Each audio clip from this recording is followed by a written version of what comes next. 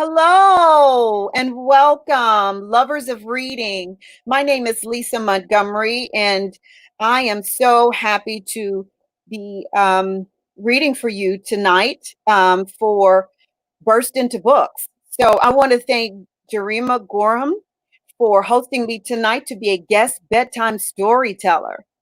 So I'm going to be reading to you two books tonight that I'm really excited to share with you. They're two of my favorites. So one is called This Is Me.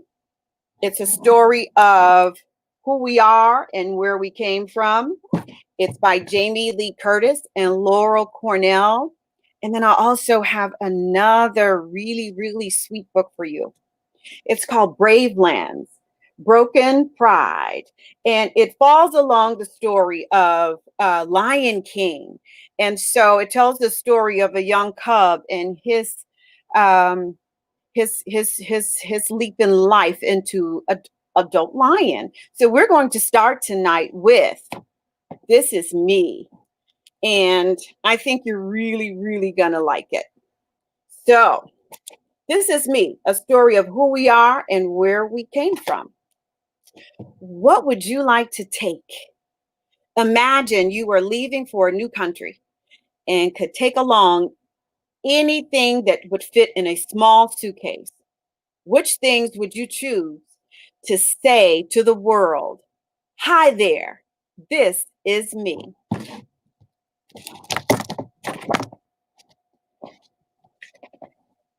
Okay. My great grandmother came from a far distant place. She came on a boat with just this small case.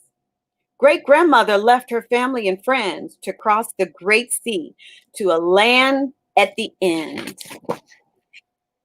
Her parents informed her she had no say. Tomorrow we leave for a place far away. So fill up this case with the things you love best. Sadly, you'll have to leave all of the rest. Did she wear all her clothes to leave more space? Could her family album fit in this case? I know she took ribbons and some things to eat and shoes when they said to care for her feet. Her whole family tree, pen and pencil set, one writing journal, a comb and barrette, great grandmother's necklace, her own handmade doll that she clutched on her journey when she felt very small. How did she do it? What would you take? Would you be scared? Would you make a mistake? How would you know in this case what to pack? And that once you had left, there'd be no coming back. So you, my dear class, have big choices to make. When you bring this case home, what will you take? I couldn't take paintings or Diglett my rat, or trophies or school books, or dad's hand-carved bat. Yikes. I take lots of photos and the doll my gram sewed and my first inline ticket to Katie's first show. My punk rocker Barbie, because my mom was one too. My barely stuffed bear, old Winnie the Pooh. Oh my gosh, that's a favorite. How many of your rooms look like this?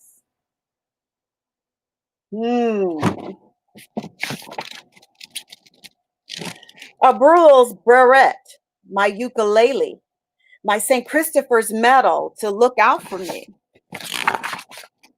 my USA passport that makes me feel free, my Nintendo DS with my fave Luigi, my signed Harry Potter, my baby tooth tin, my aunt's high school class ring, my dad's navy pin, my Groucho Marx glasses, Weird Al signed CD, my Notre Dame jersey, my karate G, Legos of cameras to film what I leave. If this really happened, it would be hard to believe. But I'd be so excited with all that was new, people and things to meet and to do. Great work, Alina, for the first time that you took This suitcase is like your own history book. For who you all are isn't just what you've got, but part what you learn, part what you're taught. Who you become starts with your past, family histories, and stories that should always last. Now, you take this case and imagine it's true that you're leaving and needing to choose what says you. What would you take? Which things would they be that would say to the world, "Hi there, this is me"? Okay, so that is a book that really talks about helping you to define who you are so you can say it to the world proudly and they accept you for who you are. And when I thought about what I would have packed in the suitcase as a little girl, um, I don't know. I had some things that were near and dear to me. There was one special coat. There was a pair of spy glasses. There was some shiny red shoes that I definitely could not live without. So there was some things that I would have tucked away and they would have expressed to the world, Lisa's here to stay. All right. Well, that's it for the first book. I will send information a little bit later on where you can find this book so that you continue to kind of, look into that story and see how it fits with your life. So now we're going to jump into the second story, and that's Brave Lands, Broken Pride by Erin Hunter. So I think you're going to find this book very, very interesting. It's actually a chapter book and it offers a lot. So just to give you a little bit of insight. For generations, the African plains have been ruled by a strict code, only kill to survive. But treacherous lurks in the unlikeliest of places, and some animals will stop at nothing in their thirst for power. When an unthinkable act of betrayal threatens to shatter the long-standing peace, three young animals, a lion, an elephant, and a baboon, are thrust together in an epic battle for survival. The fragile balance between hunters, scavengers, predators, and prey now rests in the paws of those unlikely heroes, each with something to gain and everything to lose. So, let's get started. And I forgot to tell you, I brought a few of my friends along with me because they like bedtime stories too. Chapter 1. Swift Cub pounced after the vulture shadow, but it flitted away too quickly to follow. Breathing hard, he pounced back to his pride. I saw that bird off away our territory, he thought, delighted. No raw eaters going to come into Gallant pride while I'm around. The pride needed him to defend it. Swift Cub thought, picking up his paws and strutting around his family. Why, right now, they're all half asleep, dozing and banking in the shade of the acacia tree. The most energetic thing the other lions were doing was lifting their heads to groom their neatest neighbor or their own paws. They had no idea of the threat Swift Cub had just banished. I might be only a few months old, but my father is the strongest, bravest lion in Brave Land, and I'm going to be just like him. Swift Cub, he declared. The gentle but commanding voice snapped him out of his dreams of glory. He came to a halt. turning and flicking his ears at the regal lioness who stood over him.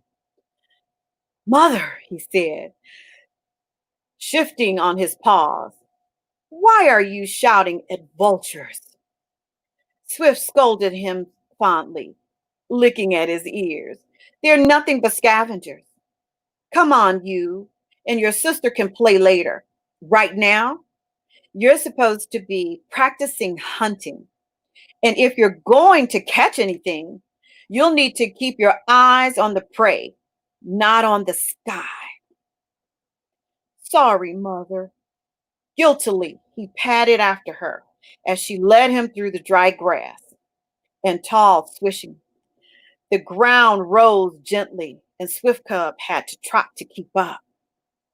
The grasses tickled his nose, and he was so focused on trying not to sneeze, he almost bumped into his mother's hunches as he crouched.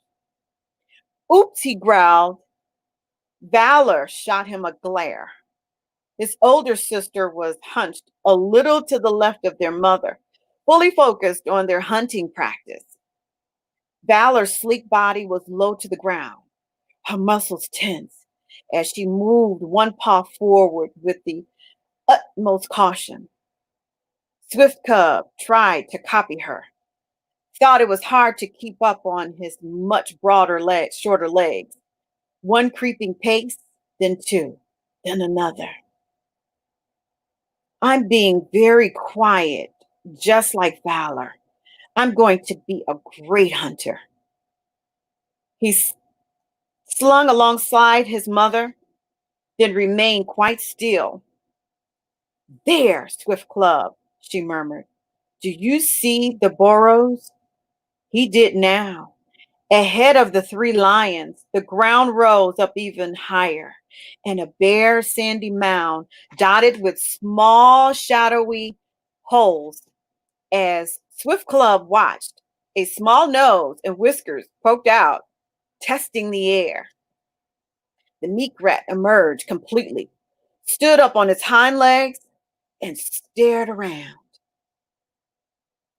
Satisfied, it stuck out a pink tongue and began to groom its chest. As more meerkats appeared beyond it, growing its confidence, they all scurried farther away from their burrows. "Careful now," rumbled Swift. "They're very quick. Go!" Swift Cub sprang forward, his little paws bounding over the ground. Still, he wasn't fast enough to outpace Valor. She was far ahead of him already. A stab of disappointment spoiled his excitement, and suddenly it was harder to run fast, but he gained great after his sister. The, the startled meerkats were already doubling back into their holes. Stubby tails flicked and vanished. The bigger leader, his round dark eyes glaring at the oncoming lions, was last to twist and dash underground. Valor's jaw snapped at his tail, just missing. Sky and Stone, the bigger cubs, swore, coming up to a halt in a cloud of dust. She shook her head furiously and licked her jaws. "I nearly had it." A rumble of laughter made Swift Club turn. His father, Gallant, stood watching them. Swift Club cubs couldn't help but feel the unusual twinge of awe mixed in with his delight. His father, black mane and huge, his stock fur glowing golden in the sun. Gallant would have been intimidating if Swift Cub hadn't known and loved him so well. Swift rose to her paws and greeted the great lion affectionately, rubbing her neck with his head. "It was a good attempt, Valor," Gallant reassured his daughter. What Swift said in time, meerkats are very hard to catch. You were so close. One day, you'll be as fine a hunter as your mother. He nuzzled Swift and licked her neck. I wasn't anywhere near it, grumbled Swift Club. I'll never be as fast as Valor. Oh, you will, said Gallant. Don't forget. Vallant's a whole year older than you, my son. You're getting bigger and faster every day. Be patient. He stepped closer, leaning in so his great tawny muzzle brushed Swift Cub's own. That's the secret to stalking, too. Learn patience, and one day you'll be a fine hunter. I hope so, said Swift Cub meekly. Gallant nuzzled him. Don't doubt yourself, my cub. You're going to be a great lion and the best kind of leader, one who keeps his own pride safe and content, but puts fear into the heart of his strongest enemy. That does sound good. Feeling much better? Swift Cub nodded. Gallant sipped affectionately after the tufty fur on the top of his head and patted towards Valor. Swift Cub watched him proudly. He's right, of course. Father knows everything. And I will be a great hunter. I will. And a brave, strong leader. A tiny movement caught his eye, a scuttling shadow in his father's path. A scorpion. Barely pausing to think, Swift Cub sprinted bowling between his father's paw and almost tripped him. He skidded to a halt right in front of Gallant, standing at the small, sand yellow scorpion. It passed, curling up its barbed tail and raising its pincers to threat. No, Swift Cub, cried his father. Swift Cub swiped his paw sideways at the creature, catching its plated shell and sending it flying into the grass. All four lions watched the grass, holding their breath, waiting for a furious scorpion to emerge. But there was no stir or movement. It must have fled. Swift Cub sat back, his heart suddenly banging against his ribs. My apologies. Skies above, Gallant laughed. Valor gasped, and Swift dragged her cubs into her paws and began to lick him roughly. Mother, he protested. Honestly, Swift Cub. She scolded him as her tongue swept across his face. Your father might have gotten a nasty sting from that creature, but you could have been killed. You're such an idiot, little brother, sighed Valor. But there was admiration in her eyes. Big brother, you know what she was thinking, trying to protect us. How cool. Gallant and Swift exchanged proud looks. Swift, growled Gallant. I do believe the time has come to give our cub his true name. Swift nodded, his eyes shining. Now that we know what kind of lion he is, I think you're right. Gallant turned towards the acacia trees, his tail lashing, and gave a resounding roar. Gar! I can only imagine that's kind of what he sounded like. It always amazed Swift Club when the pride could be lying half asleep one moment and alert the very next, almost before Gallant had finished roaring. His simultaneous, there was a rustle of grass, a crunch of paws, on dry earth, and the rest of Gallant pride appeared. Ears perked, eyes bright with curiosity. Gallant huffed in greeting, and the 20 lioness and young lions of his pride spread out in a circle around him, watching and listening intently. Gallant looked down again at Swift Cub, who blinked and glanced away, suddenly rather shy. Crouch down, murmured the great lion. When he obeyed, Swift Cub felt his father's huge paw rest on his head. Henceforth, declared Gallant, this cub of mine will no longer be known as Swift Cub. His face a dangerous for without hesitation and protecting his pride. His name now and forever is Fearless Gallant Pride. It was done so quickly, Swift Cub felt dizzy with astonishment. I have my name. I'm Fearless, Fearless Gallant Pride. All around him, his whole family echoed the name, roaring their approval. Their deep cries reassured across the grasslands. Fearless Gallant Pride. Welcome, Fearless, son of Gallant. His heart swelled inside of him. Suddenly he knew what it was to be a full member of the pride. He had to half close his eyes, flatten his ears. He felt so buffered by the roars of approval. I promise I'll live up to my name, he managed to growl. It came out a little squeakier than he had intended, but no lion laughed at him. They bellowed their delight even more. Of course you will, murmured Swift. Both she and his father muzzled and butted his head.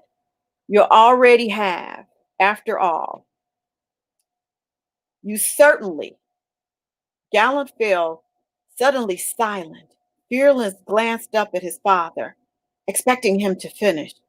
But the great lion was standing still. His head turned towards the west. A light breeze rippled his dark mane. His nostrils flared. I am going to do something so that I can understand what I'm reading just a little bit better. I am going to put on my glasses. So one moment, please.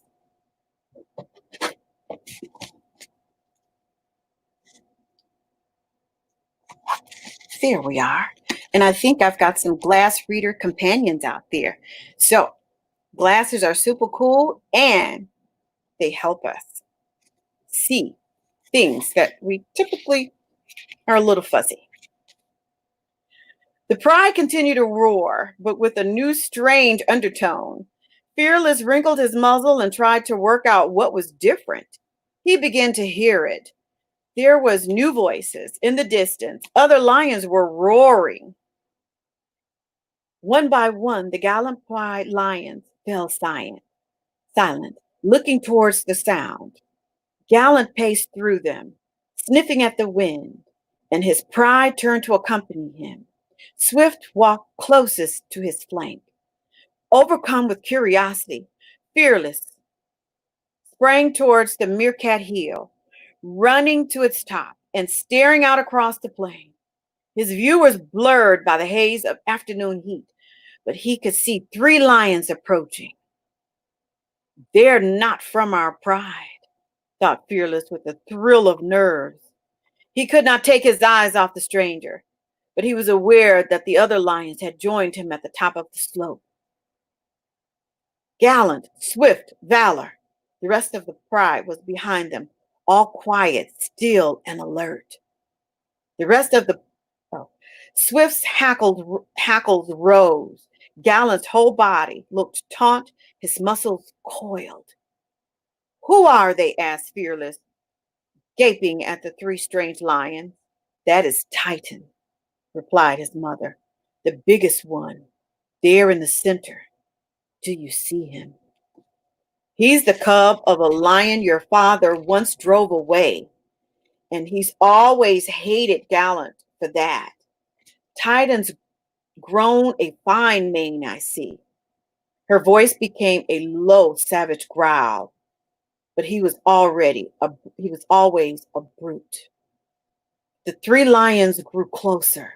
They paced on, relaxed but steady, towards Gallant Pride. Fearless could make out the leader clearly now. He was a huge, powerful lion, his black mane magnificent. As he came nearer, Fearless found himself shuddering. His mother was right. There was a cold light of cruelty in Titan's dark eyes. His companions looked mighty and aggressive too. The first had shoulders on a wildebeest, while the others had a ragged ear, half of it torn away. Why are they in our territory? Asked Fearless in a trembling voice. He didn't yet know whether to be furious or afraid. Gallant spoke at last. There's only one reason Titan would show his face here, he rumbled. He wants to challenge me for leadership of his pride. What? Fearless stared at his father. Come, Gallant turned and began to pad back down the Meerkat Hill. Fearless followed with the rest, staying close to his sister's flank. Valor, what does father mean? He growled. Titan can't do that. Can he? He can't just take over Gallant Pride. It's not possible. For a moment, Valor said nothing. Fearless did not like the tension in her face. I've heard of such things, she said at last, grimly. It happened to Fierce Pride. From beyond the forest.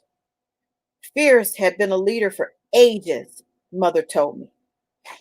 But he was challenged and defeated by a lion called Strong, who recently grown his mane. And his family became Strong Pride, and his pride had to live under Strong's rule. Fierce was forced to leave and live alone and hunt by himself. That's horrible, breathed Fearless. Worse than that, Strong was a terrible leader. He was cruel and unfair and stupid. The pride fell apart in the end. He killed the clubs. Other lions died too. Fearless gasped at his sister. But that won't happen to Gallant Pride, he insisted. No lion can beat father. He's the bravest fighter and the strongest lion in Brave Lands. Valor didn't reply. Fearless looked around at the other lions of their pride, and a wave of cold rippled along his spine. None of them looked as confident as he'd hoped, and they seemed never nervous and edgy, as if an army of ants were marching across their paws. Boy, I can feel that. Gallant was walking out into the grass toward Titan. When they were almost close enough to touch muzzles, both lions halted and stared into each other's eyes. That must have been a strong gaze. Titan was even more frightening up close, thought Fearless. His shoulders were broad and thick-muscled, and his paws were huge. There were deep, roughly healed scars drawn into his face and flanks, and when he opened his jaws to speak, his fangs were long, yellow, and deadly. Gallant of Gallant Pride, he snarled in greeting. Titan, prideless lion, growled Gallant. What is your business here? Titan drew himself up. His black mane rippled over his powerful neck and shoulders. He slapped the ground with a massive paw. By the laws of our ancestors, he roared, I, Titan, come to claim this pride of Gallant. Gallant's muzzle curled back from his own long, deadly fangs. By the laws of our ancestors, he snarled, I, Gallant, fight to keep this pride. For a long moment, they stared at each other. The air seemed to quiver with anticipation. Both huge males half crouched, their muscles coiled. Then, as one, they launched their attacks, colliding with a terrible grunting roar and an impact that shook the ground. Rearing up, Gallant shook his huge mane, gripped Gallant's flank with his claws, and raked his flesh in return. They broke apart, only to slam together once again, jaws wide and claws tearing. Fearless could hardly bear to watch, but neither could look away. His heart was in his throat. Now that they were gripped in close combat, he could see them together. The two lions looked equally matched. The pride stood watching, their tails lashing with anxiety, all except Swift, who was pacing back and forth on the edge of the fight. She was the only one who was silent. The others roared their encouragement to Gallant and snarled contempt whenever Titan landed a good blow. But Swift said nothing, only paced and looked afraid. Mother, pleaded Fearless, unable to watch her fretting anymore. Why don't we help Father? Together we can beat Titan, can't we? There's more of us. We can't, said Swift, her voice choked with anxiety. I am sorry, my son. Those are the rules. The pride leader must win this fight alone. There was a roar from the pride. Gallant had doubled abruptly and sprang for Titan, landing a mighty blow on the side of his skull. Titan reeled back, stumbled, then fell hard on his flank. Gallant pounced, slamming both his forepaw into the fallen enemy. He's won, shouted Fearless in excitement as the crowd roared its approval. Yes, cried Swift. It looks like. Then she gasped. Titan's sidekick. The two lions who had arrived with him sprang suddenly forward, attacking Gallant from both flanks. They hung him, claws digging in, dragging him down and away from Titan. Stop! No! Roared Swift, and the pride joined in the protest. Cheats! Traitors! She leaped forward, but Titan had already backed on his feet. He lunged as fast as a snake and sank his jaws into Gallant's exposed throat. Fearless saw his father stagger back. Off balance, the two lions, still fastened with their claws to their sides. Swift and the other two lionesses flew at Titan, but his companions released Gallant and turned on them, snarling and biting, holding them off. Swift gave panic, roaring cries as she tried desperately to fight her way to Gallant, but the two big males were just too strong. As the rest of Gallant pride joined the attack, the interlopers finally backed off, teeth bared and eyes defiant.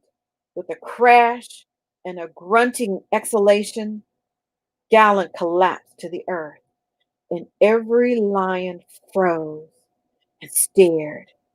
Titan stood over his fallen foe. His jaws looked locked on Gallant's throat.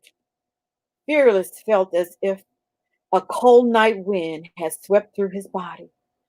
Titan was not merely holding his father down. His fangs were buried in Gallant's flesh, and bright red blood was pooling under his great black mane. Gallant's paws sprawled helplessly on the ground, twitched in a horrible spasm. Swift gave a roaring, no! What? Mother, what? Fearless's words dried in his throat, and he gulped hard. He had never seen a lion die, but he had encountered plenty of dead antelopes and zebras. That was how his father looked now, limp, blank-eyed, his lifeblood spilling into the dusty earth. Father can't be dead. He is Gallant of Gallant pride. The lions stood motionless, glaring at one another over Gallant's body. An awful silence hung over them. Fearless closed his eyes, desperately hoping it would all go away. But when he opened them again, his father was still laying on the ground. A hawk screeched. Swift glanced up at it. Then her face twisted in rage and grief as she stalked forward, snarling at Titan. You broke the rules, Titan, prideless. Worse, you broke the code. You may kill only to survive. Titan sneered. What do I care for the code? This pride is now mine. Swift, Titan pride. With a roar, Swift leaped forward. Titan, shocked for a moment, staggered back, and the rest of Gallant pride joined the attack. Fearless gaped, horrified, as great tawny bodies clashed, jaws snapped, and claws tore. But Titan was fighting back hard, and so were his two sidekicks. Kill them, bellowed Titan above the chaos. Kill the ones who resist.